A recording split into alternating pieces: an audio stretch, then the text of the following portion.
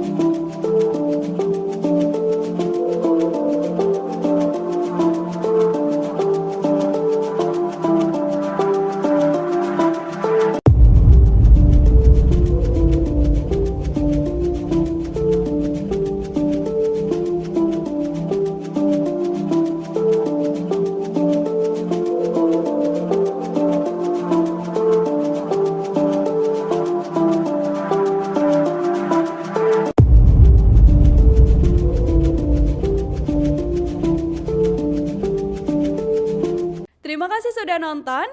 Jangan lupa like, subscribe, dan share ya.